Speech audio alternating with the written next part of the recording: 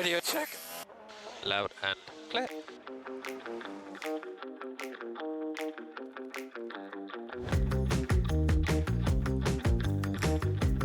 Hey guys, we're back. We're not even doing a fun intro because we got a lot to talk about. Because the So much Hungary drama. GP, yeah, So much literally so confrontation. much, so much that I have a problem with. I'm about to fight some people. Maybe not we. I'll fight some people. I'll be there. I'll be your backer. Yeah, Don't worry. Ivani Yeah. will sell the tickets so we can fund the podcast Yeah. efforts. They're gonna be $25 a piece. We'll make them like 50 if you want to like help bandage Cass up afterwards. You want the VIP experience, Venmo me. Or you We'll can figure it out. you can pay the top tier and join me. We're walking into all of these single garages and we're gonna beat some people up. Good. Yes. Okay, good. I like that. That's good. So before we get into the Hungary GP recap, we will briefly touch on F2 and F3. Real talk, I watched practice for both of those. Mhm. And then I had to play catch up really quick, but I still did not get caught up. I watched both sprint races, but I did not watch the feature races. Mhm. The F2 sprint race was wild. Oh yeah. Yeah. um, 100%. I didn't get the chance to like go back and look at the FIA documents, but I know that like I was like, there was like so Richard Verschoor he was stripped, right? Yep. I remember right. Yep. He didn't get the win. Sure was. Why Yep. was that? So basically what happened, Richard Verschoor wins the sprint race.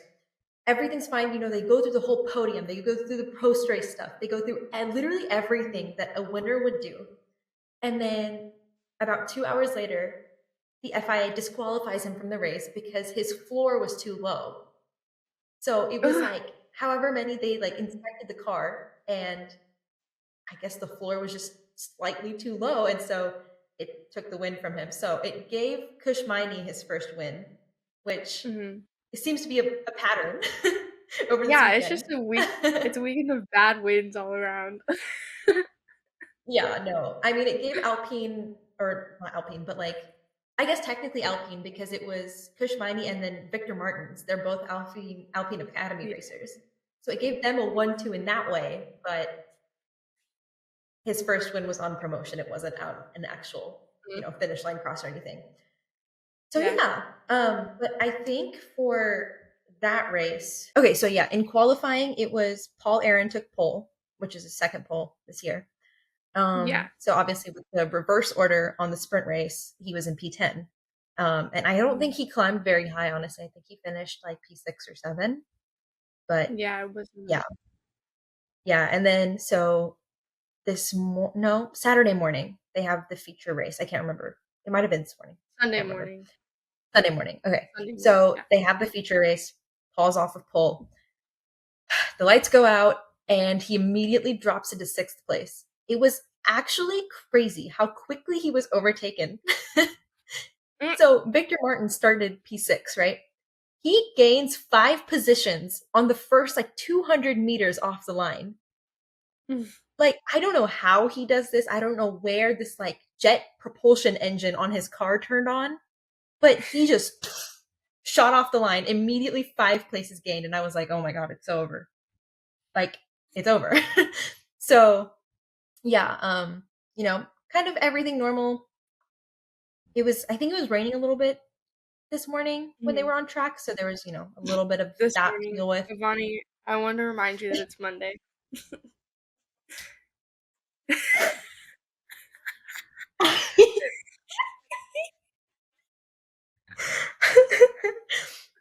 Yes, it's Monday. Happy Monday, everyone. I also blacked out during the race. I honestly don't know what day of the week it is. I don't know where I am. I don't know what I'm doing. I have just all the days have blended for me. I don't know what's going on. But yeah. So Sunday morning, it was raining. And so it was, track was a tiny bit wet, but it all cleared up by the time the F1 races started. So that was a really big problem. But I can't remember what lap it was. Hang on, I've got the website pulled up. Let me see when this happens. Okay, so let's see. So the big incident of the race, Paul Aaron basically crashes into the back of Zane Maloney, spins both of them out, and ends both of their races. And honestly, it was so hard to watch because obviously Zane's pissed because he got hit off the track. But then they pan to Paul in his car, and he's his visor's up, and he's just smacking his helmet. I was like, oh my god, relax, it's okay.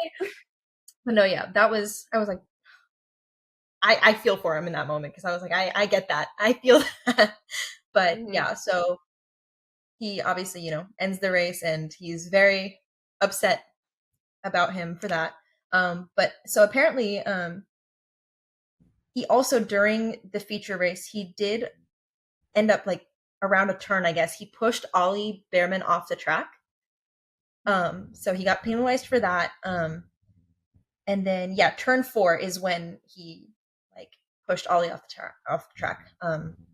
And so I didn't know about this. So apparently the stewards have given him a 5-place grid penalty for that.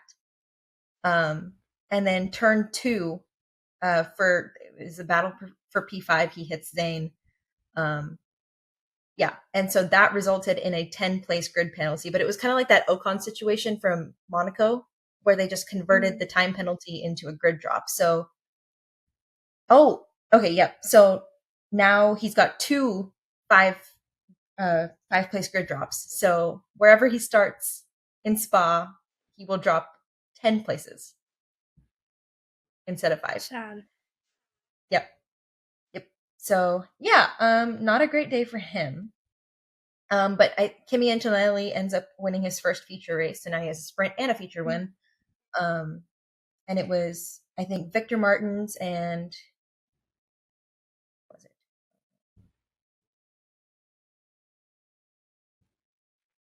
And Richard Verschoor. So yeah, so Victor won both races, or podiumed both races, so that was fun and everything. Yeah. That was before, but that first hot topic. I'm so glad Kimi. So Kimi won the feature race, and then he was asked about Formula One, and I'm so glad that he set the record straight. And if you haven't seen it, I'll put the quote. Kimi himself said that he does not think he's ready for F1, that he has a lot to learn from F2. So this goes out to everybody who says that Kimi needs to be in the Williams or the Merc seat. No, he doesn't. No, The he does kid not. has said it himself. He does not need to go in And there. emphasis on the kid. Emphasis on the kid has said it himself. He's 17. He's 17. Total Wolf, James Consonant. We do not need to put him in any kind of seat. I don't care if the Williams to Merc pipeline is real. I don't care if you're afraid of missing the next Max Verstappen. 1, nobody can be the next Max Verstappen. 2, Kimi Antonelli does not want the F1 seat right now. He wants to continue to learn. So that's our first PSA of the episode, is that do not put Kimi Antonelli in a Formula One seat for 2025. No, thank you. And the end. And even his parents said he wasn't ready. They were like, we're kind of worried about him moving so quickly. They got interviewed at some point after all this, came out about him, and they were like, yeah, I don't know if he's ready for this. It's a lot of pressure. And I was like, thank you for understanding. First thing, this episode is all about hard, true opinions. Opinions can't really be true, but they are today. No Kimi Antonelli in F1. The end. This episode is sponsored by the No Kimi Antonelli in F1 for right now. Fun. He can show up later. I have no problem with that later. When he has time. He's gotten there. But yeah, so I mean, it still looks good on him. Still, I mean, if Toto is still considering him, it's still a very good look for him to win that. But so now F3. Now I did not watch F3. We watched FP1 together, which Yeah. later. We will Mhm. that will be talked about later. But so yeah, I didn't watch F3 at all, really. But let's see what I happened. know. So, like, I did keep up. I think there was like some kind of like drama stuff going there too. Like, I again did not Yeah. look at the. I forgot to look at the documents of this one, but the most important fact that you need to know is that we will continue to have a standing ovation for our winner, Nicholas Solov. He Nicola, you have deserves been a forever invited spot on guest the podcast. on the podcast. Mhm. You saw my story. I know you did. I said in the story, please come on our We can podcast. put I the know you saw receipts. it. Yeah, I will. These are the receipts. Hang on. Hang on. I'll send you the receipts also so you can put them on the screen. Where are they? These are the receipts. Yes, we will even Nicholas Solov, if you please, if you come on our podcast, we will name the episode Big Bombaclat. And that's it. Like just for you. Everybody will know. That like Yeah. And honestly, our loyal 60 listeners that have been here since our day one obsession with you being shout on this out. podcast. Yes. They will recognize that as soon as they see that Big Bombaclat, that's the title, they'll know and will have Yes. succeeded. So Yes. please let us celebrate your wins live on the camera and be on our Exactly. podcast. Yes. And really every time, you win, it just makes me very happy for you because I'm just like, wow, this icon deserves everything in his life. And Yeah. oh my god, where'd it go? Anyways, I'll keep finding this. We can continue talking about other things. So if you have a way to just like, I'll always support you going back and watching Mhm. highlights or watching the full replay. So if you get a chance and you want to see some crazy stuff, you can go watch the races. But that is Yes. not why we're here today. Why No. we're here today is the hot mess. Actually, it wasn't that much of a hot mess, but it was that much of a hot mess in the backlash. Is that from today? That was him seeing my Oh. story. Oh. I know you saw it, Nicola. Don't even try me. You will be receiving a DM soon off the podcast account. The hot Anyways, mess that is the Hungarian GP. Like I said, it wasn't even that much of a hot mess, but there was a lot of stuff going but on. it really Not gonna was lie, a hot mess. it was the after. I think the aftermath was more of a Oh, hot mess than the race, or like yep. the as things are happening, other things are Mhm, happening, and it's making it. mhm. That's what makes it a hot mess. Like Yep. every single race, I don't know how I'm qualified to do this. Honestly, I'm probably not because every single race I black out. Like I watched so I had to watch the race yesterday Honestly, while yeah. driving. Yeah. I was driving to my parents' house. And so I if Guys, this you're is a the PSA. Do not watch race videos and drive. What second Cass said is PSA, a hypothetical. She did not actually do this. for legal reasons, that was a joke. This is a joke. Really. Yep. So PSA number 2, do not watch Yeah. F1 and drive. That's it. We are not endorsing that. Anyways, so I as I was watching this, I was I screamed I physically out loud. I was like, what is going on here? But yeah, if we just start right from the beginning, the people that are easily forgettable, Alpine accomplished nothing. Pierre Gasly for the second race in a Absolutely row, nothing. he just did. Pit lane start and immediately DNF. Yeah, he made it past the So, formation this time, but yep. yeah, that's it. That's Yep. yeah, Alpine. So Alpine easily forgettable. Nothing happened. No points. They're just there. Saber Nope. again. They Yep. they didn't have 50-second long pit stop, so that's a plus. They're This is true. just chilling. Yeah. I mean, In free to be practice. fair though, Valtteri was in a points position for a tiny bit. Yeah, he was. He was 'Cause he P9 made for a tiny bit, yeah. and then he lost it on the pit, I'm pretty sure.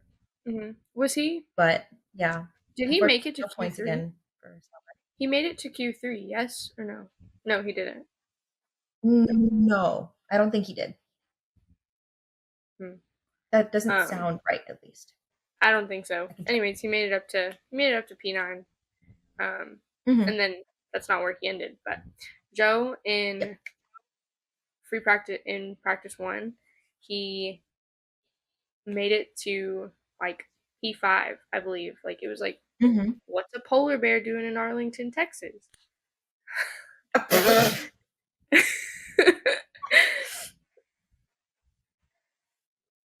so good. So he gets credit for that. Polar bears So doing in Arlington, Texas. that's a meme out there somewhere. I remember the tweet. I can see it in my head. Insert so photo right here. Saber just doing Saber things. Yep. Haas. Nico did not get to continue his P6 run. Cheers. He got out in Q2 this go around, so. Yeah, they started like the qualifying time lapse, and he came out of the pits last, and then he stayed in last, and I was like, Yeah. Yes, this is wonderful. It's So okay. Haas, We'll be back, guys. Haas didn't do anything really memorable.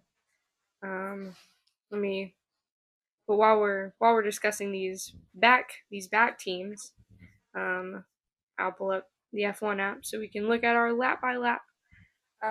Yes.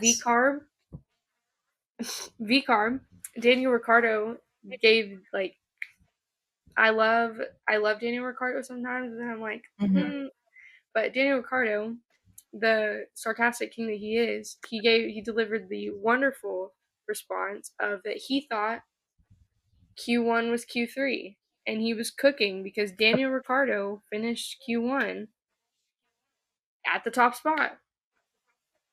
Literally, like, the second his name jumped up that list, I said, huh? Am I like, I thought I was tweaking for real. I was like, where did that come from?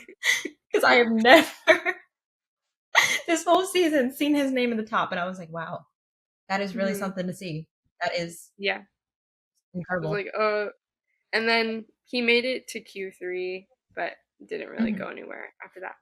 No. Yuki on the other hand, like P9.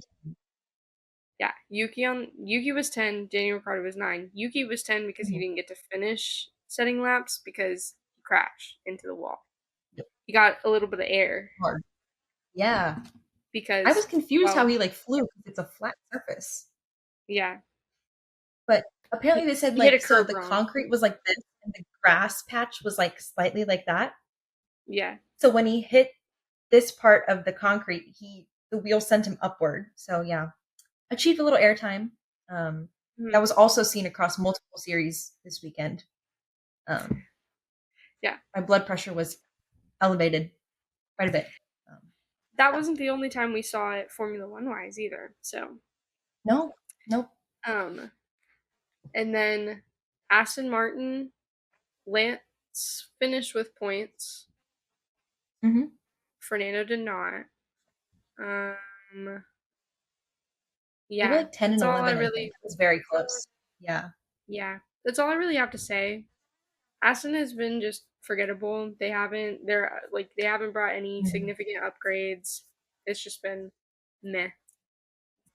Yeah, which is unfortunate because I thought they were gonna have a chance slightly at the beginning of the year. But I have like nothing else to say.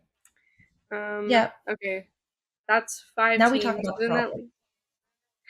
Yes, the problems. We can start with the easiest problems that I don't have much grief for. Mercedes. Mercedes. Yes. George was out in Q1. Shocker. He was in my podium prediction to make it to the podium. He was cooking for a second there. But the team George took it like upon himself. He was like, "It's my fault," but like his team did not give him enough fuel to go more laps in Q1. What? Like which is crazy. that's Like, qualifying 101. So like yeah. you just And okay, to be fair though, I did hear somewhere, this might have been just like a TikTok comment, so don't take this with like a bucket of salt. Um, so someone said like the strategy for Q1 was for George to only set 2 more laps. And so they gave him enough fuel for 2 more laps. And he set 3 flying laps. So he burned through all that fuel very quickly. So whenever he ran out, it was technically in a way on him because he set more laps than he was supposed to. And they were flying laps. So, burned through the fuel. This could be completely wrong. George Russell, that's also like sorry. that's not the big issue. Exactly. That's easily Exactly. fixed. We fix it for next time, team. Great. Um, Ferrari. Ferrari, they made a comeback. They it wasn't the complete Yeah. worst. They were back in the points. Charles Leclerc was back in the points. He was in Yep. P4 ahead of Max God bless. Verstappen, and that's Yeah. Max Verstappen to be discussed later. But he was ahead of Max Verstappen. Yeah, that will come later. Carlos was right behind Max Verstappen. Was there anything really That like? Ferrari sandwich.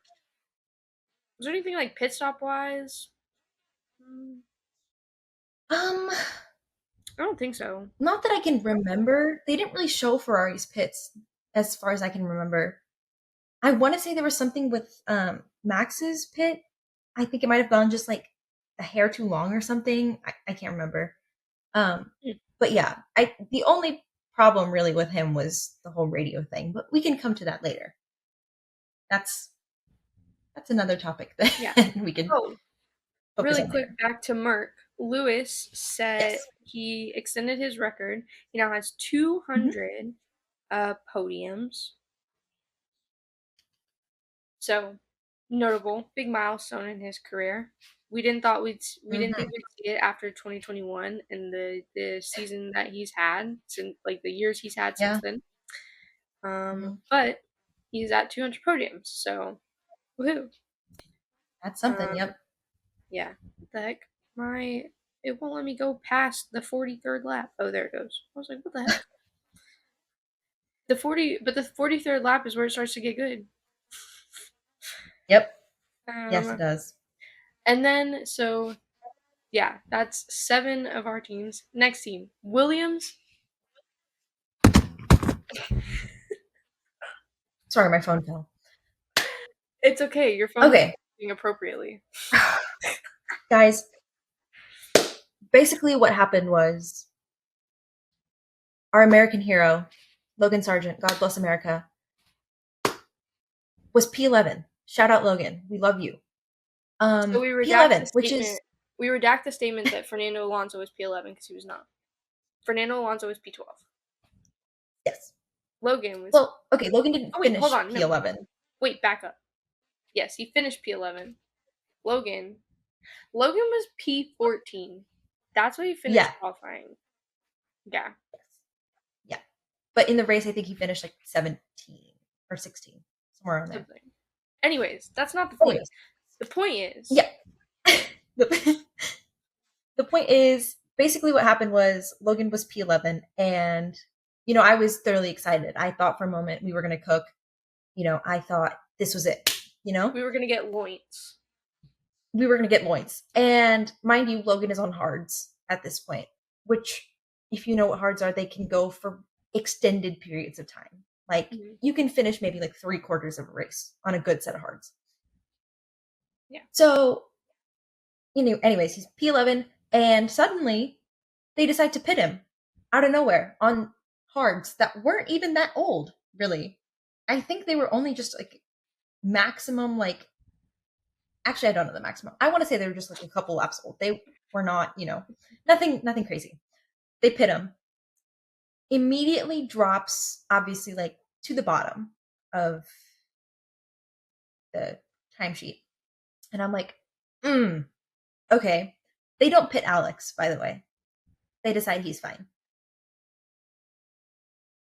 And, from there on, I think it put him behind a couple drivers that I just knew he wouldn't be able to get past historically. Like, I'm pretty sure Danny Rick was down there, Valtteri was down there. I don't know. No, Checo wasn't down there at this point. He was moving up, but just a lot more experienced drivers were sitting in that chunk above him, and I was like, he's not getting past them. And sure as heck, he did not. He did not get past them. Which Williams,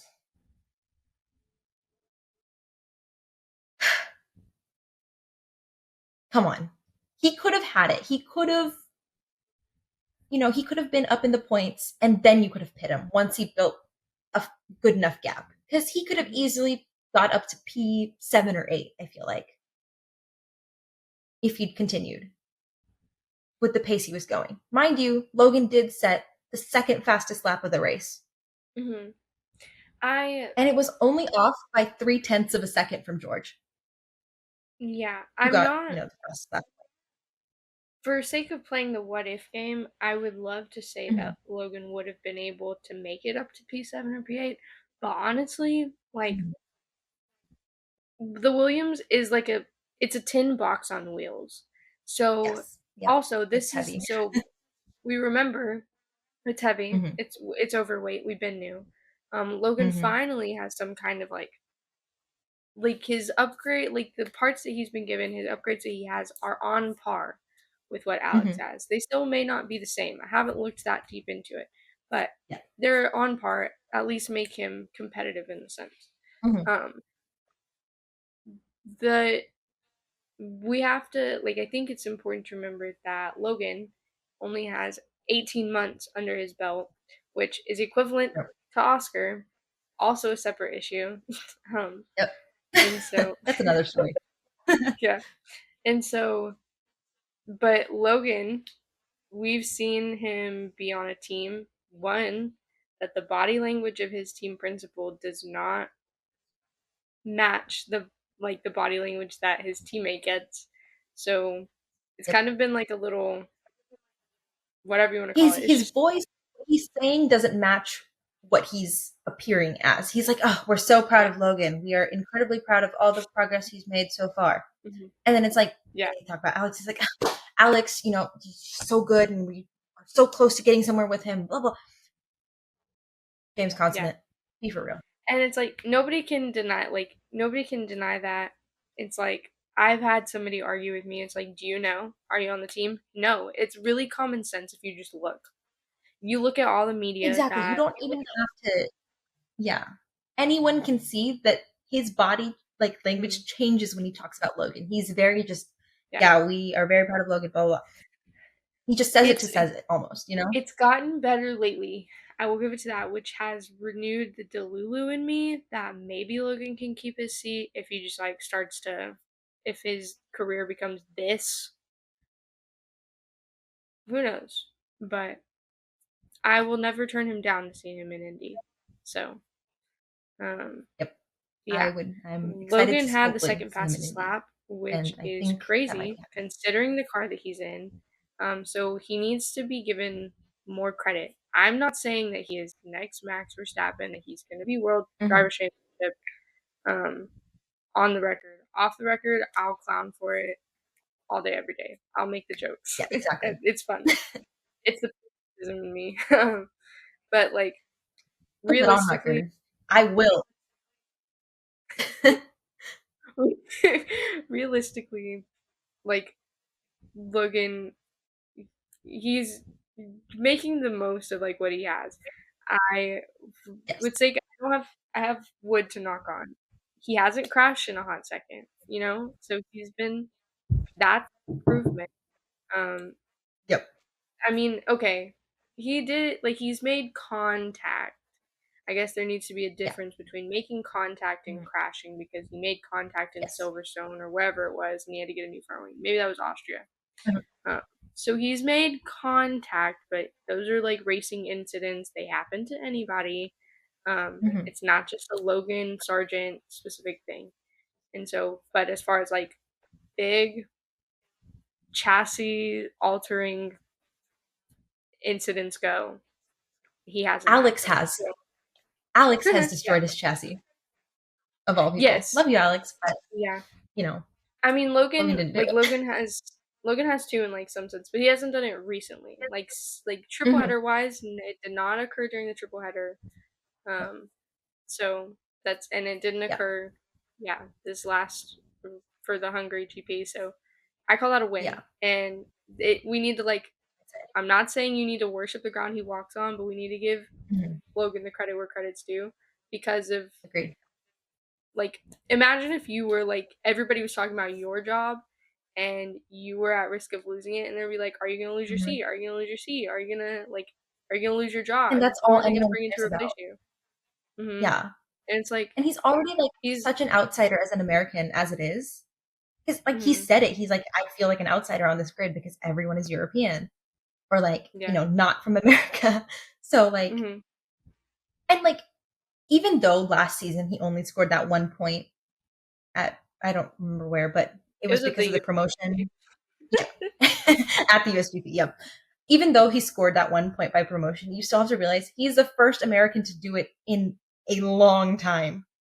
mm-hmm. Like, it doesn't seem as significant because it's only 1 point and it was because, Charles and Lewis Yeah. got disqualified or whatever, but he still holds that record. And it was so like surreal, like watching the F2 race. And they were talking about, who was it? I want to say it was like Isaac Hadjar or someone. They were talking about how someone was about to hit a record for the most consecutive pole positions. And they were Mm-hmm. like, yeah, and so he's really close to becoming, the next person to hold that record besides Logan Sargent. And I was like, this is like, it was so weird to, because I'm like, they never talk about Logan. Like, even if Yeah. he's doing great, they never talk about him. And like, hearing like them talk about like in F2 how good he was, like how he holds that Mm-hmm. record for the most consecutive pole positions, I'm like, where's the credit for that? Like, he obviously was pulled out of F2 very quickly, and everyone knows that. Mm-hmm. But And that's before, not something that can be denied. Like exactly, you can't, yeah, so, and that's why everyone's so yeah. worried about Kimmy because like the same thing might happen to him, and it's just going to be Mm-hmm. another. Like the chances of him being the next Max are extraordinarily low. Max is like in a good way, he's an anomaly. Like his case is Mm-hmm. so specific to how he was raised, to what his like mindset has always been like, to just the like racing period he also like grew up in. Like obviously racing when Max was growing up is not the same as when Logan was racing. So Yeah. rules change, regulations change, whatever. Mm-hmm. Like the chances of that reoccurring is like very low. So I don't know. I just feel like with both Logan and Kimmy, they put so much pressure on both of them, and for both of them, I would applaud them for how strong outwardly they've been with that. Because like half the world is telling you, "Oh, you suck. We don't want you in F1." Blah blah. And the other half is like, "Oh well, like you were good, but then you were bad, and then blah blah." And I'm like, either way, you're not hearing good Mm-hmm. things about you. Like, Yeah. let's be for real. But yeah, I And don't. so I don't know. IndyCar, Prema, you please. saying you saying that like Logan hasn't been like Logan's the first American in a while just makes like this I went to immediately obviously we need Andretti on the grid. Put Andretti on the grid. Listen, I'll be a Delulu believer for Logan to Indy with Prema and then back to F1 with Andretti. Give that With man a Andretti. seat in Yeah, would Andretti. be iconic. Come on. Because You like, thought you'd seen the has any last of Indy me. driver gone from Indy to F1? As far as I know, I don't remember any IndyCar driver going to I don't F1 know. after. You know who would know? Sarah would probably know. Sarah would know.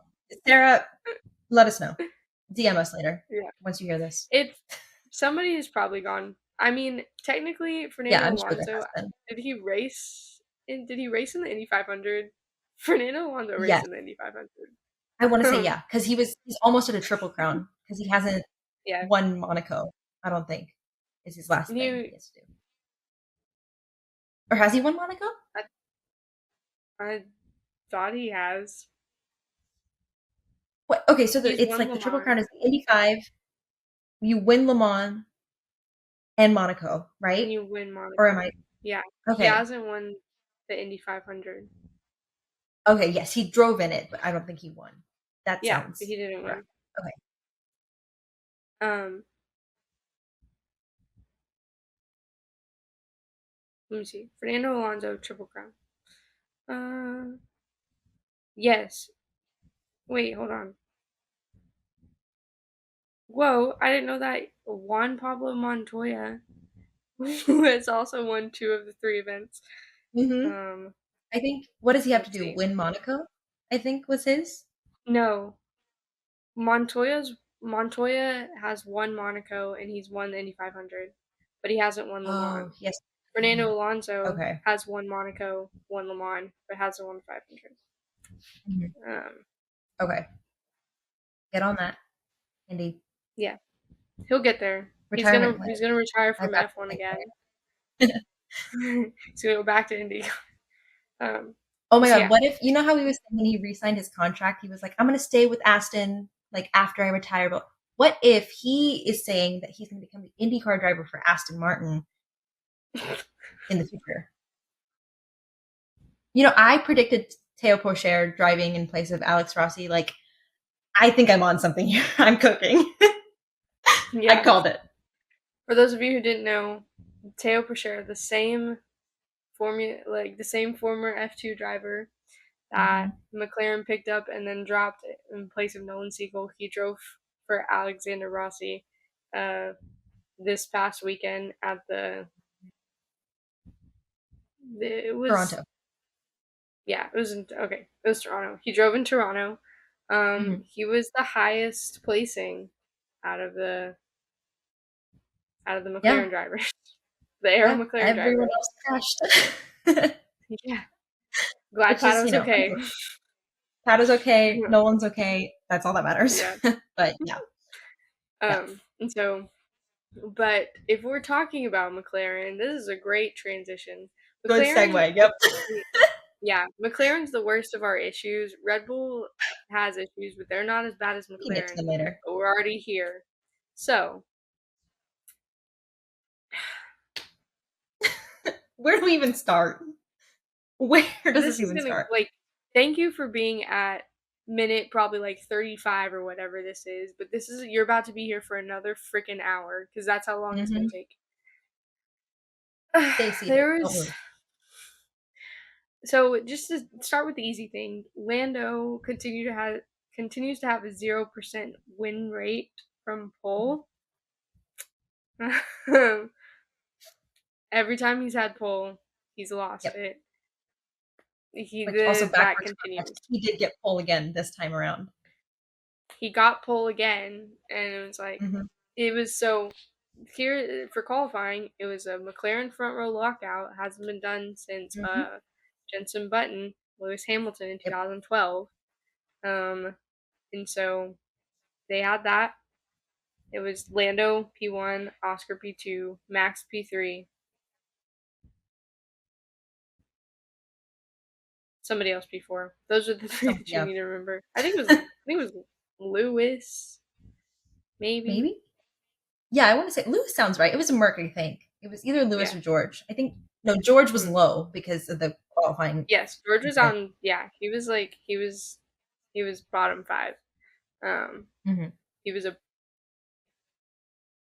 he above Sergio Perez? I Uh, honestly, maybe. I think he was. But I can check. That's what I'd expect. We'll get to that in the Red Bull section. But so there Oh, was like Checo was my ahead of him oh by one place. okay, it was still P1. That's because Yep. guess who In crashed the out in Perez qualifying Russell race. himself. Yep. No, Checo crashed out when in practice. Crashed out in practice. Yeah, it was practice 3, I think. Because people are Yeah, like, oh, he's going to make it qualifying. yeah. So Yeah, McLaren, it was a really good. I got the McLaren Mhm. 1-2 that I'd been hoping for. Was I happy for it? Yeah. Did I like the way that Mhm. it came about? No. So we get to like this. We can kind of just go a little bit like lap by lap, because okay, everybody is like saying that Lando got a bad start. Lando did not get a bad start compared to the starts that he's previously had. The last time he was on Mhm. pole in Spain, that was a bad start. Whatever. It was a decent start. And let me like mind you, he had to fix it like he was on the grid in his grid place. They had to fix his throttle and reset his calibration. So I'm not making excuses, but let's consider that. But Mhm. his start was not bad. He was like half a wing in front of Oscar off the Mhm. line. And it just so happened that they went three wide. You know who was on one side? Max. Who was on the other? Oscar. Oscar had Mhm. the inside line. Even though it wasn't the racing line, apex wise, the inside line's going to help. And Mhm. Lando, like he lost his lead after turn one. But that's because Oscar, the the way that Oscar took the apex, Lando was not gonna hit him. Like Mhm. that would have been stupid. Everybody's on Lando's case this weekend for plenty of other things, but it wasn't gonna be for that. So Yep. Lando avoided the contact, pushed Max outside. Max was trying to turn in, um, and so Lando didn't get a bad start. It was just how the chips felt. Yep. And so And if we're like talking about the that start, also that like push off incident, Max got the penalty for that, not Lando, yeah. which was also another Also, thing well, because like I was like, whoa, okay. I'm like not so that didn't even warrant a penalty because it ended up being no further investigation after Max like reluctantly gave the position back because what Yeah. happened was Lando had to leave Oscar room. Max was Mhm. supposed to leave Lando room, but Max ended up going off track. He rejoined in second place, and Mhm. you can't you can't gain an advantage after leaving track. So he Yep. kept it for a while, and it was either take the penalty or resolve it themselves. And normally, you'll see Yep. teams drivers resolve it Mhm. themselves. Max was reluctant to do so because he insisted that like it was Lando's fault. Um, Yep. but again, Lando had nowhere else to go. So Mhm. um, that's how that was, and it became no further action because eventually Max gave the position back, and we sat in a very comfortable McLaren 1-2 for a while, like Mhm. majority of the There race. was a brief Well, I moment mean where all of it. Charles went P1 because I Yeah, think the that was whole top three pitted at once. yeah, So I want to say it was and because of that, Ta but Charles was he on? Did Charles do a one stop strategy? yes, So I Charles want to was on say a one that stop sounds right. strategy. hmm Mhm. Um, And I think that was so like the that's why. go-to for everyone. A couple people did twos, but I think one stop was like, Uh, I mean, from broadcast was it was more likely to be a two because of tire deg, but okay, Charles just went on a one because tire whisperer. I like the radio. Yeah, the radio. They were like he was like, let's go to Plan C, and I'm guessing Plan C was the one stop. But yeah, I think Mhm. it was a decent strategy call. Ferrari didn't fail in that sense this weekend. No, Um, no, that was a good one for once. but so yeah, we sit in a very comfortable McLaren 1-2, and nobody's arguing that. Like everyone's happy. The one is Mhm. Oscar, the two is Lando. And then Oscar starts to pull away a little bit. And yeah, here's Max and Lando. There's a potential fight, whatever else. Lando starts to gain pace on Oscar, but they tell him the fights with Max, you need to cover Max. You need to, yeah, because if Max had caught up to Oscar, we recognize that he's only been racing in Formula One for 18 months. His pace is there, but not at its peak yet. His tire management is there, but not at its peak yet. There was a chance that if Max had been given the opportunity, it would have gone different. And so, Yeah, and Oscar can defend pretty well, but it's Max Verstappen you're going up against. I don't think any amount of good defense, unless you're like extremely seasoned, would have, you know, pulled off well. Like, I don't think it was smart in that sense. Mm-hmm. And then, that's where it gets interesting because not once, but twice did McLaren decide to pit Lando first, despite him being in P2 the entire race, and give him the undercut on Oscar. And that's where so much of our situation lies because that's where it started. Again, another terrible, terrible strategy call from McLaren. They need to get their priorities straight. Like that, this is PSA number 3. Get your priorities straight. And if you need to pick a first driver, pick a first driver. If you need to pick a second driver, pick a second driver. This is not how to treat your drivers. One of them who's been loyal to you, who's turned down opportunities at Red Bull in its prime, in its heyday, in its prime dominance, turned down offers because he wants to win a world driver championship at McLaren. And then you have the other one who you went to court for, you went to court for him because of the whole Alpine drama, and it's you want to see him get his first win, but in the way that he received it, it didn't do him justice. And it's No. you have these two drivers invested, they're literally twin flames.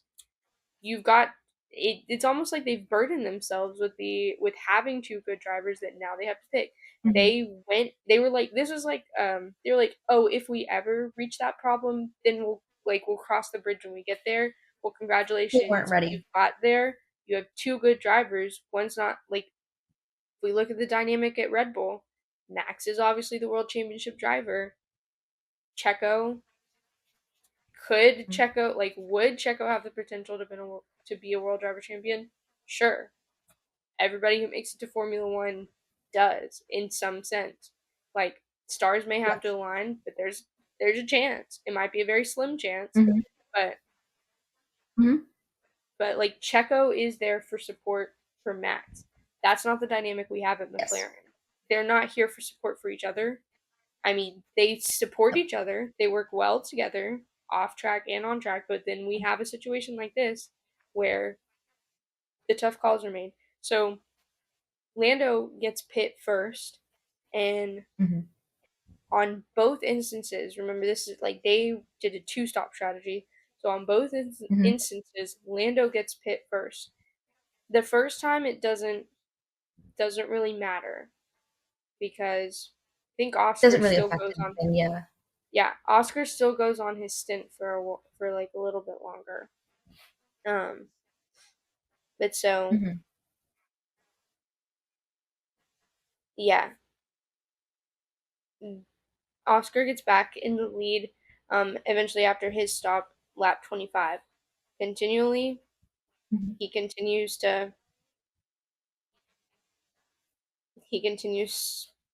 just to do his thing. The McLaren pit wall has already told Lando that your fight's for second, not for first.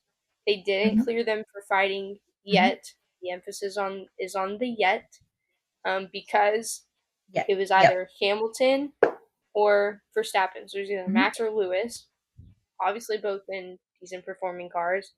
You wouldn't know that from Max's radio where he was just complaining about it the whole time. But Yep. we are starting to see that that's what he does when he's not winning. So take Mhm. that as you will. Yeah. I'm a Max fan. He's a good driver. Mhm. He can race. He's talent, obviously.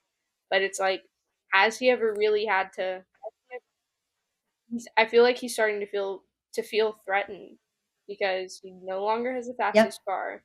Sure, the bite into his championship lead is not that big, where it's if you were to Yeah, he still win got race, it. yeah, he would still have the championship. But if Max Mhm. continues to get P3, P4, and Lando starts getting P1 and P1 and P1, there's Mhm. 60 points between 60 or 70, something like that, between Max and Lando. Mhm. If Lando wins 3 races and Max gets P3, P4, the gap's now closed to like 20 points or Mhm. something. Like I'll have to like do the math, but Oh yeah. that's like there's still a chance. That's literally like we come back from summer break and if Lando starts winning, it's great. The thing about Max is just because like how much, you know, how talented he is naturally mixed with the fact that he's been given a car that is not really, is it's pretty tailored to him. I guess like when you think about it, it's tailored to Max's driving style. So obviously it's going to work really well with him. But and then I mean, you're not going to always get his driving style down to a T. Like the RB19 was a great example of it being perfectly aligned to him. Like it worked for him in every situation, whenever it didn't, it was marginal, so it wasn't, it wasn't crazy. But this year, it's it was kind of like, okay, so there was a race like years ago where like, Fernando gets like clipped by Lewis at one point, and he was like, Lewis doesn't know how to race from anywhere but the front, which I think in some ways applies to Max because if you think about it, like he's only ever really been at the front of the grid. Like there's been one or two instances where he's in the backfield or the midfield. Like you will rarely see the VER and the blue little stripe below like P10. And I think that's what's also starting to get into play is because now he is starting to hit race from the backfield. And whatever strategies he's been using to maintain that lead, it's not working for the midfield because you can't use like a gapping strategy to build a gap in the middle of four other cars. Like it's not going to work. So I think that's also like adding to it because I mean there was that whole like Max to Mercedes thing, and I don't really know if that affected necessarily the build of the car because that was after. But I think especially with like Adrian Newey also leaving, the car is never gonna, I don't think, truly match what the RB19 was or what, Yeah. the car that he won his first championship in. It's never gonna be that again because you don't Mm. have Newey designing it. And unless they like find some guy who's like better than Newey and knows Max's driving style down to a T and knows exactly what to do with it, I don't think you're gonna see the same results. And like even with the upgrades is something he was like complaining about. That was like his biggest problem is like McLaren is bringing all these new upgrades and it's benefiting their drivers. Meanwhile, Mm. like Red Bull is bringing all these upgrades and it's making the car worse and worse. And I think it's because they kind of like standardize the upgrades in that sense. They're not like necessarily built, they're like built to be fast, but only on their own fast. Like once you attach it onto a Mm. full car, I don't think they accounted for Yeah. it working exactly the same.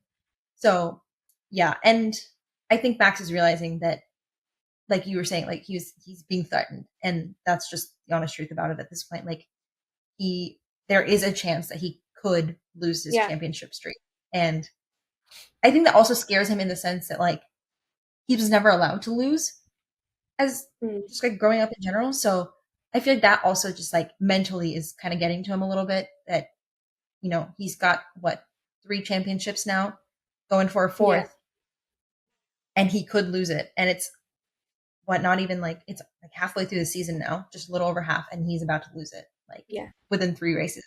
So I think it's a very like mental thing for him, and it definitely did come out like the stress was very evident over the radio with him, because I've obviously we all know Mad Max has been a thing for years, and there's those moments where he does lose his temper, which is normal, but it finally showed up, and to the point where he's cussing out his engineer, he's being like, oh, the strategy's its strategy's bad, the strategy's bad, blah, blah, blah. You guys suck, blah, blah. And I'm like, this isn't helping anyone. Like, you are just driving a car angrily now, which is going to make you more prone to mistakes. And you can't afford to make a mistake at this point, because if you're trying to go for P1, you have to be like laser focused on what you have to do. And yeah, I think definitely it was very like the whole situation, I think, is very mentally getting to him. And I think you're starting to see it more and more now that, he's not on pole. He's not winning races. The car isn't working. His teammates like 17 places below him.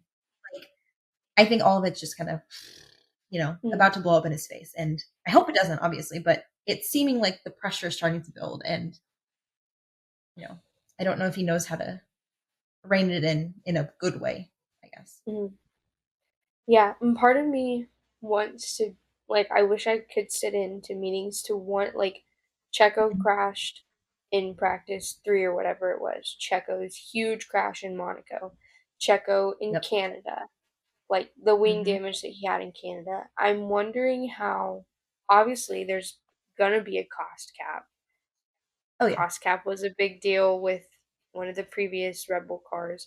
And so, like, the time and energy that could be devoted to upgrades that actually work, not only like are they having to re-divert their time or like divert their time to building, like to repairing one chassis when the extra one is used, but also they when Checo crashes out, they don't have the data that they need to make effective upgrades, because the upgrades go on Checo's car too, but Checo's car obviously, like, if they're testing something, they can test it on Checo's car and then apply it to Max. And so they're losing that in a sense too. And that's where Red Bull now faces a dilemma too with, seriously, what are they going to do with Checo? Because I don't think we've seen it this bad since 2021 when he was first signed. Sure, Checo, like, yeah, after it's the running joke. After his contract extension, his performance just kind of falls off. But I don't think it's ever been this bad in the sense that people are calling for a seat so much.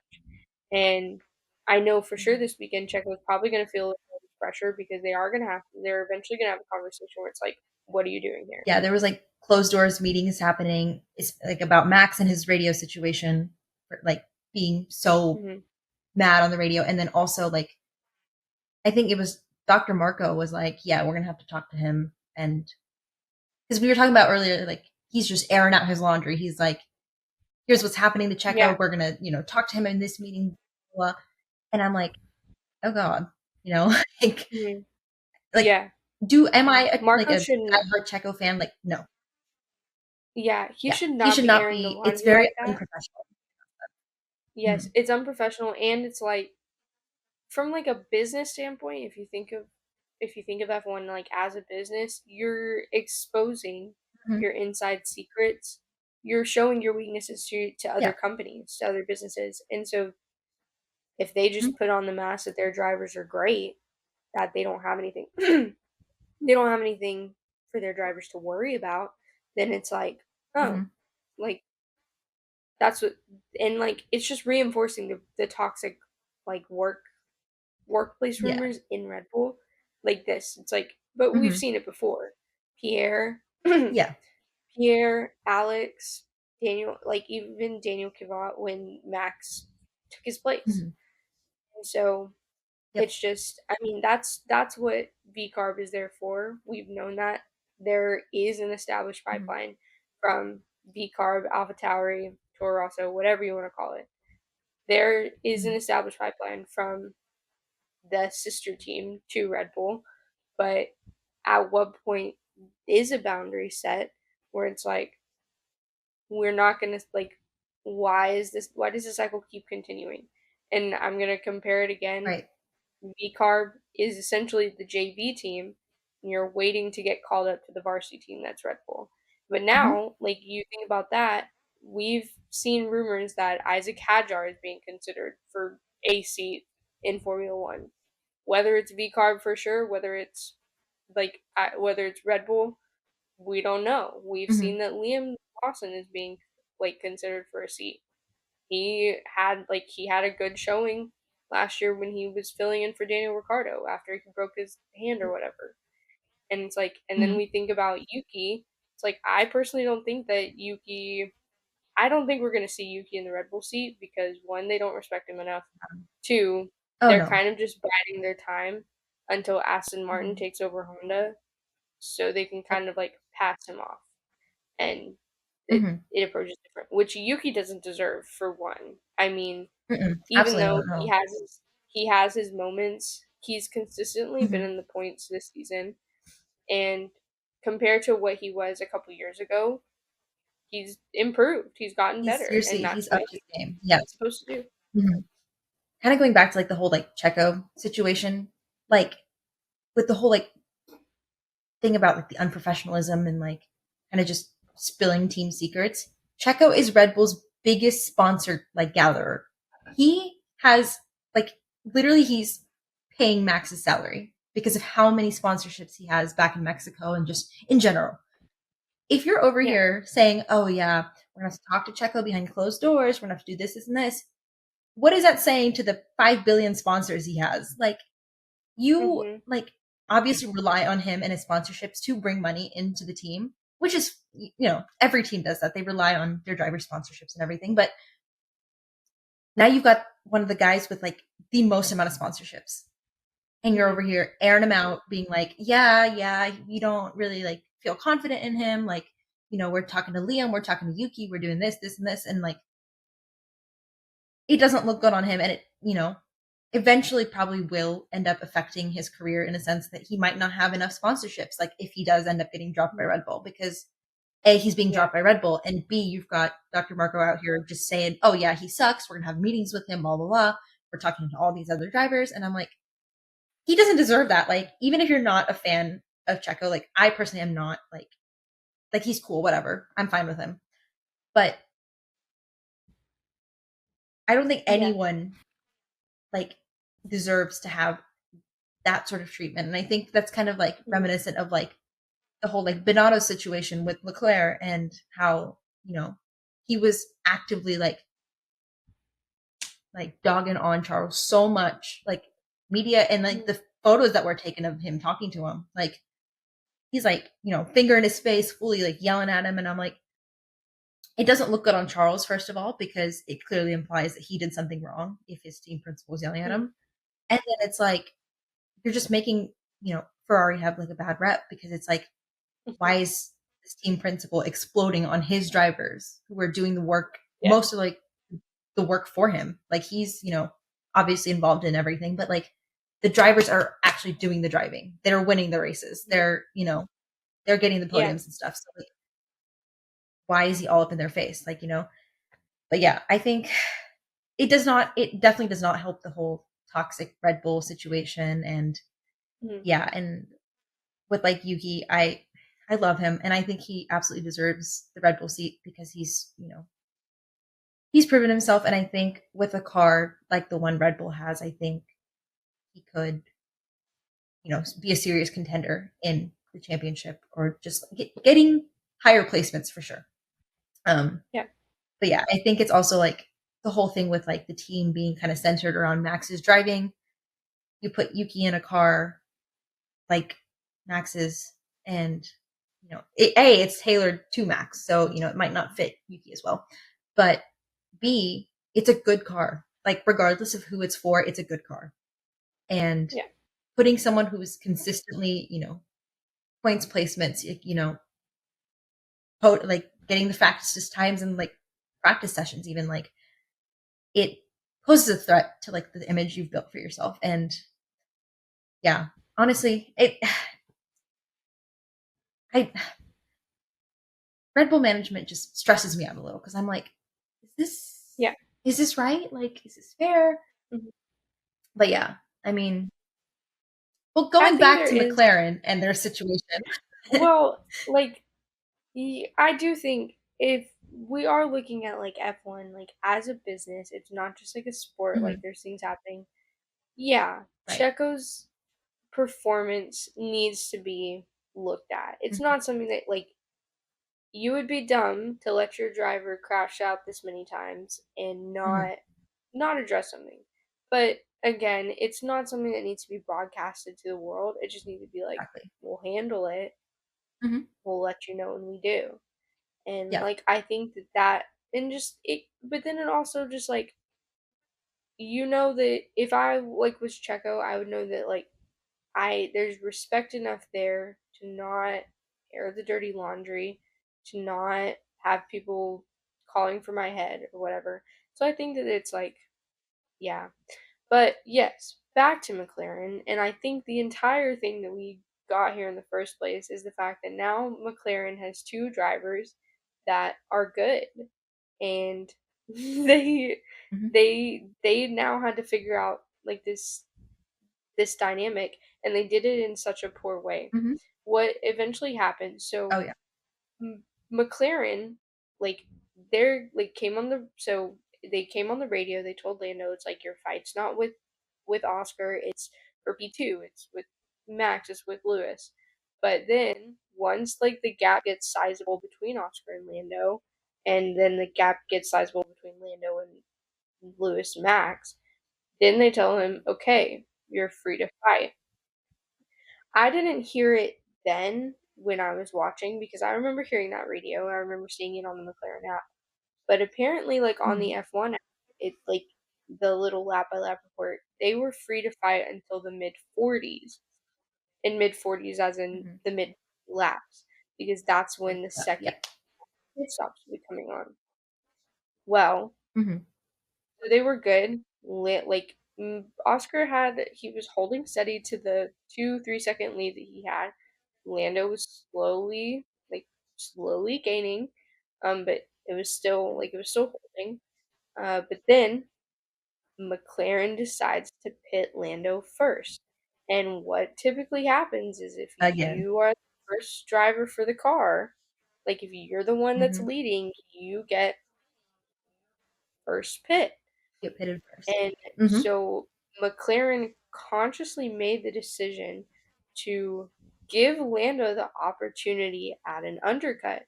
Their Yep. response when Oscar like when something had been said, or maybe they were just like giving him a heads up, they're like, we'll handle this, or like we'll manage the situation. Mhm. They managed it very poorly. It was in such bad So taste. bad. Yeah. And so It was basically just emotional blackmail for Lando, mhm.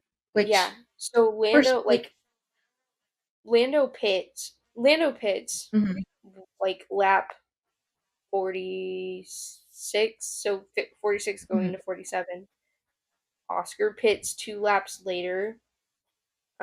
And that's where the headache starts because Lando is leading the Grand Prix. And if I were Lando, I'd get it. mhm. I was under the impression that I was allowed to do the undercut because you pit me first. And that becomes clear in Yep. all of Lando's radios. And Yeah, that, and like, he even says, he was like, "If you want Oscar first, put him in the pits first." you Like, should have pit he him knows that first.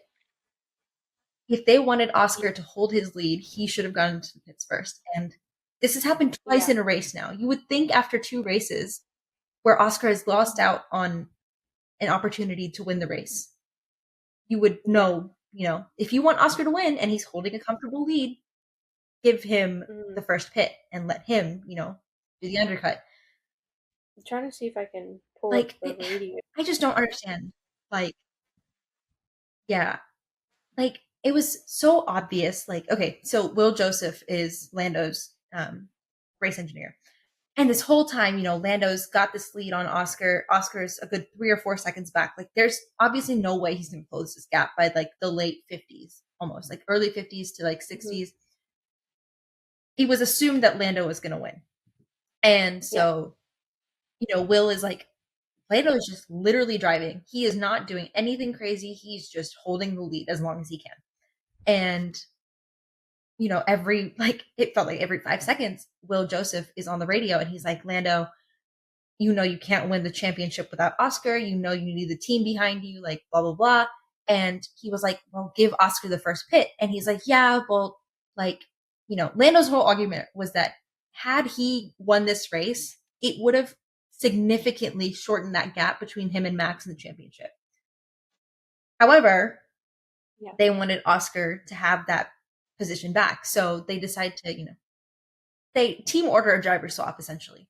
And this whole time, Will is just on the radio. He's like, Lando, like, think about all the things Oscar's done for you. Like, think about, how many times he sacrificed his race for you, blah, blah, blah. And Lando's like, I can't imagine what's going through his head at this point. Because it's like, yes, Oscar has made sacrifices to his own race for the sake of Lando. That has happened, I will say. But to use that against him in a moment where, he's about to win his second race and has been about to win the second race for like right until like the 69th lap, he was winning the race. Yeah. And I guess, finally what he said to the press was that he put himself in Oscar's shoes and he realized, that Oscar has done a lot of things for him. Maybe he should do this one favor. Yeah. But like Formula One, as much as it is a team sport, it's like, it's also an individual sport. Like, you're not. Yeah. That was definitely, that was the diplomatic answer. And Lando was in a catch-22 situation here because. Oh, for sure. We already see it now. No matter what he did, he would have been made in the wrong. But that's not on him. It's on McLaren. And how, like, I have, like, it's really not that, it shouldn't be that deep to me that, like, I feel for Lando or whatever. Like, we're so far removed from, like, right. Like, we live such completely different lives. He has no clue who I am. But I feel for him because McLaren was supposed to support him. Like, they threw him under the bus in the way that whole thing went down. And it's like, again, like, it goes back to the pit stop. If you didn't want Oscar's lead to be challenged, you should have pit him first. And right. They tell Oscar, like, they tell Lando, they're like, when Oscar catches up, we want you to give the position back. Or it's like, Lando, we need to switch, but we want you to lose time while doing it, which is understandable, because if he lost time, it would have allowed Lewis to close in. But Oscar, at that point, he didn't have the same pace that he did in the earlier stints, because he was no longer driving in free air. He didn't have anything, and so he wasn't able to catch up to Lando, and that's not Lando's fault. That's not Oscar's fault. I mean, Oscar was the one driving the car. Like, they were doing what they knew and were supposed to do. And at that point too, we heard on the radio that they were like talking back and forth amongst each other, and like from the commentators, their tires were going because Lando was trying to keep his lead, Oscar was trying to catch up, and so their tire drag was more than it was in the previous stints because this whole thing was going on. And yeah, pit wall told Oscar, "You catch up to Lando, we'll switch." And it's like, yeah, you get. It definitely is a selfish sport. And looking at it from Lando's side, I've seen so many takes, Twitter, TikTok, Instagram, personally even. If I was Lando, I wouldn't have given up the position. And I can see that point of view. Oh, absolutely not. I wouldn't have given it up because World Drivers Championship, this is the maximizes the potential to beat Max. But then at the Mhm. same like at the same time, it's like from like Oscar perspective, it's like or from the feeling for Oscar Mhm. perspective, Oscar at that like the Oscar getting his win, it was deserved. I mean, like if Oh, he'd yeah. won on his like I'm not gonna say he didn't win on his own merit because he did. He established Mhm. his first couple of stint like he established his pace in the first stints all on his own. It was the strategy that Yeah. screwed him over. It's like so Oscar deserved to win. Mhm. Again, it was not handled like it should have been because it's like and so the emotional manipulation and emotional blackmail or to Lando to So be bad. like, It's we're trying to yeah.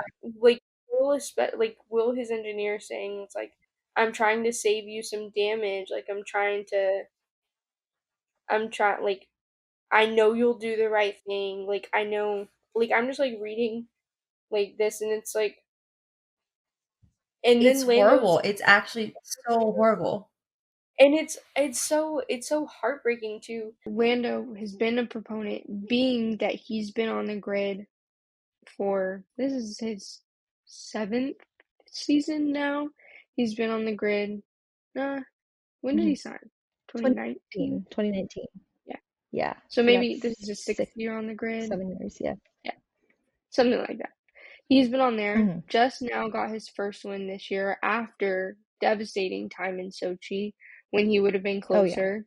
I mean, his first podium was the year after he signed, and then to go this long not Mhm. having a win, it's just like I can imagine the toll that it takes on his head. And now for this to also like there's no doubt it's also taking a toll because they Oh, told no, him without 100%. telling him your win's not important right now. Like Mhm. it doesn't matter to us.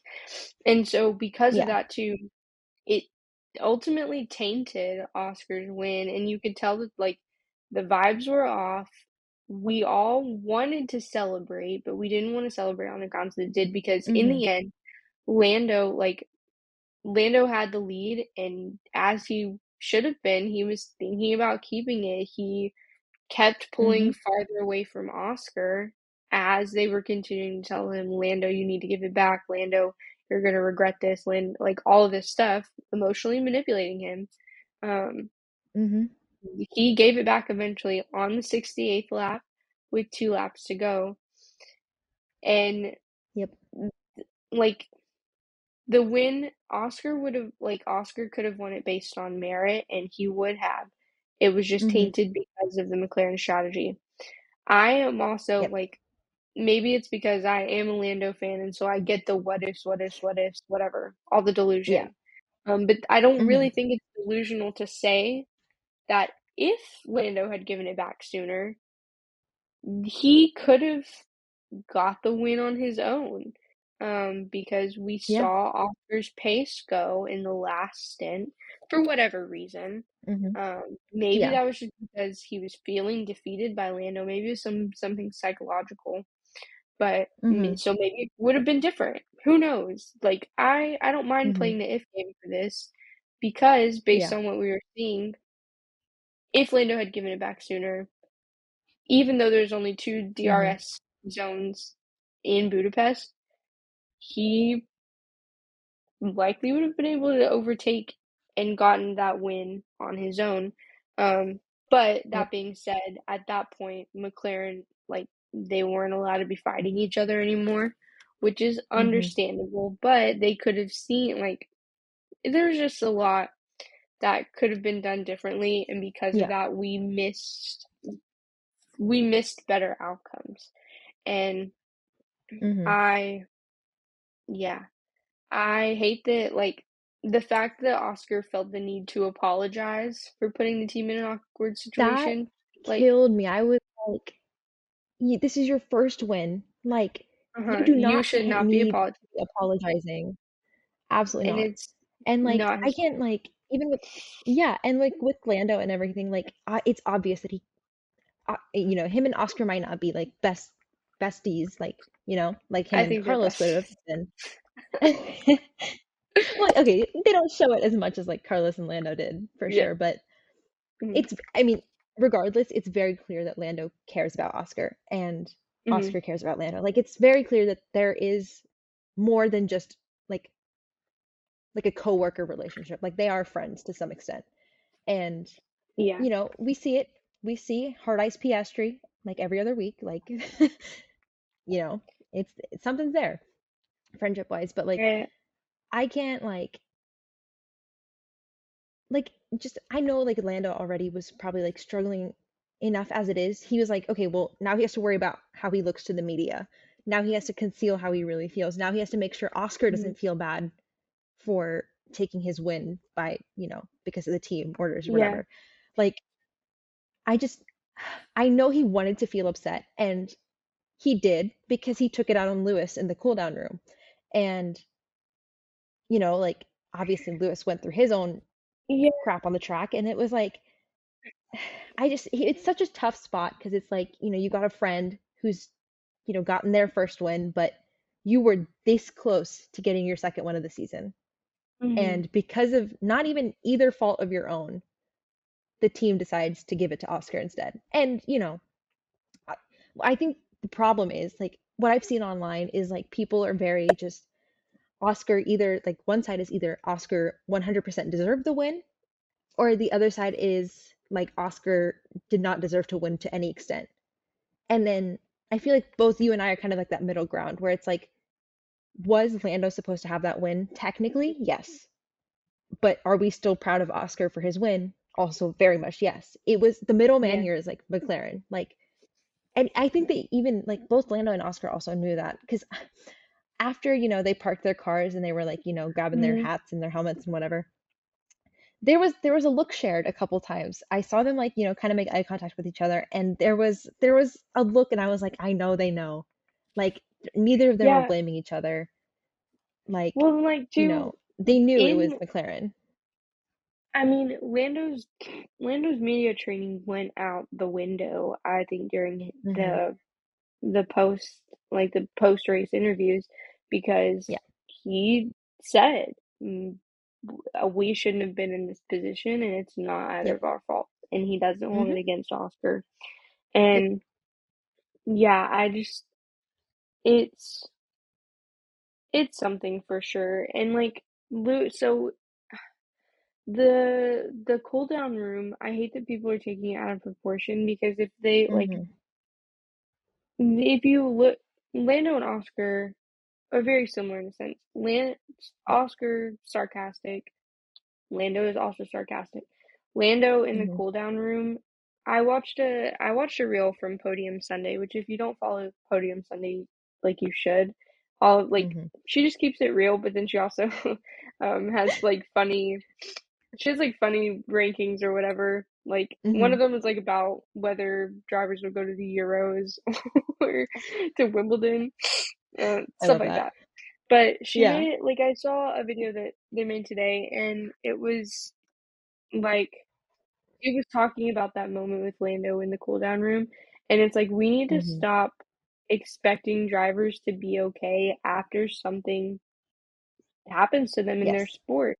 Yeah. And Hmm. I completely agree, like retweet, retweet, retweet, because in the same sense that we as people mental health wise in like Hmm. conflicts that we're in, whether it's with like friends, family, business relationships, Hmm. we we're allowed to take the space and take the room to breathe and reconvene and come Hmm. back to it later once Yep. we're calm and like level headed.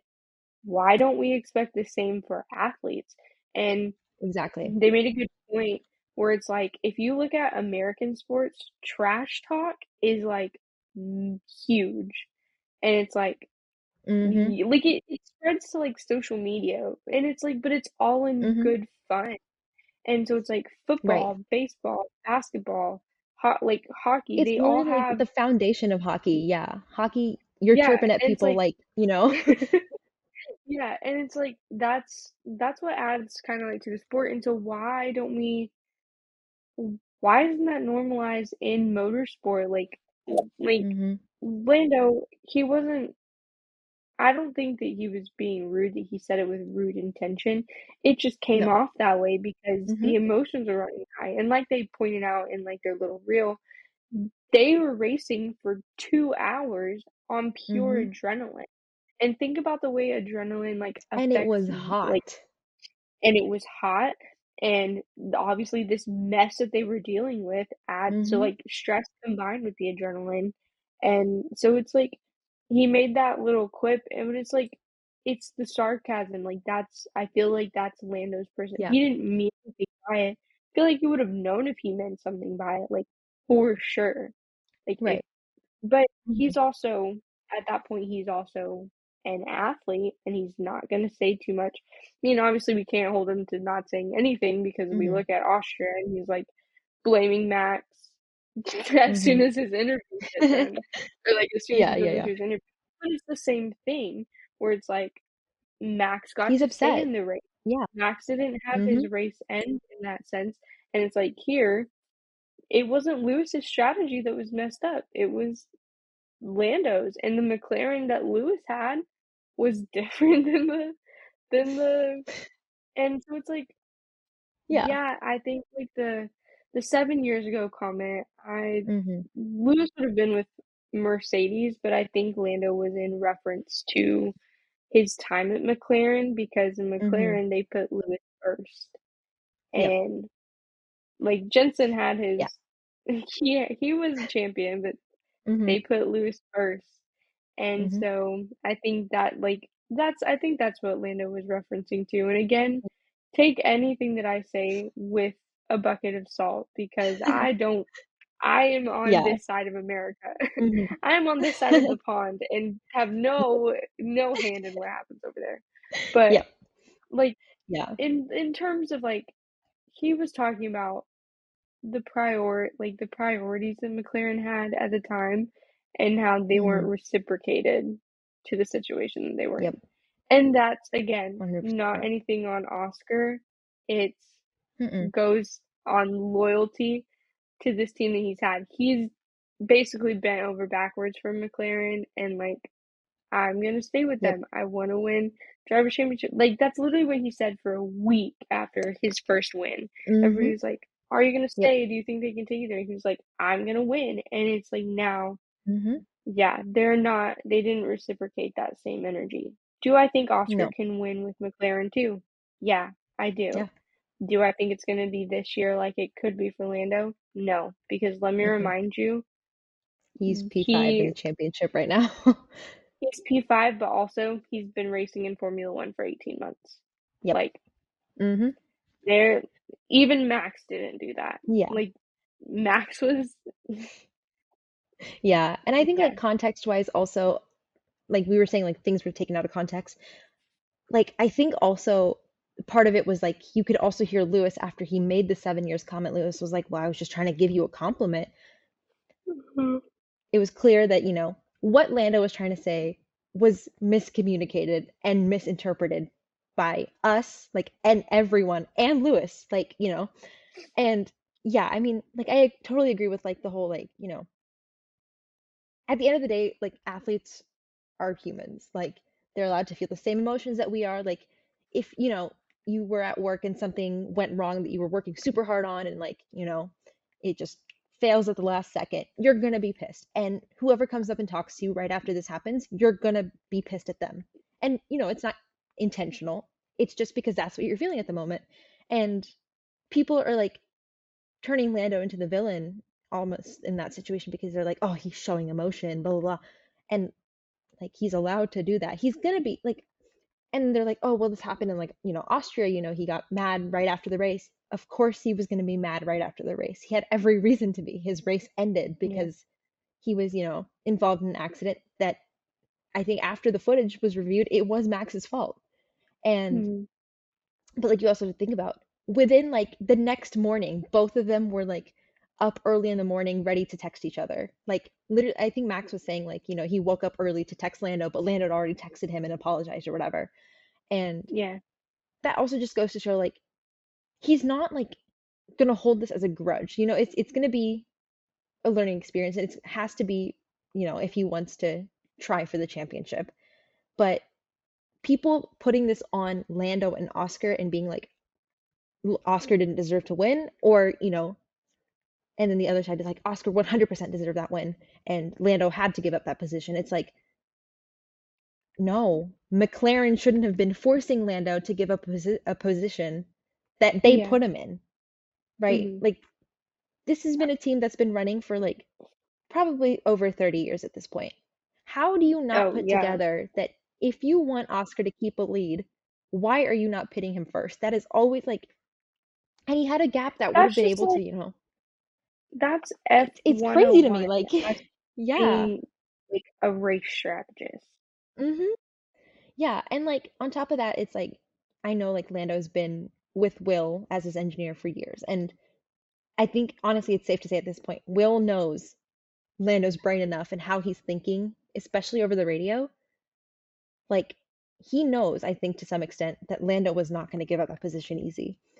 But Yeah. for him to keep on going and being like, remember, you need Oscar for this, you need the team, Mhm. remember all he's done for you. Yes, Oscar has been there for Lando. Yes, he has given up some things for him, but that does not give you the Mhm. right to like weaponize that against him and force him to give him the position back, because now it's like, you know, like Oscar doesn't fully understand like it was like he was not in any sense showing the excitement that he should have been after a maiden win. Like that is like Mhm. one of like the biggest like achievements in Formula 1 besides Yeah. like a championship is getting your first Mhm. win. And it turned into like Twitter war instead of, you Yeah. know, just celebrating his win. And Yeah.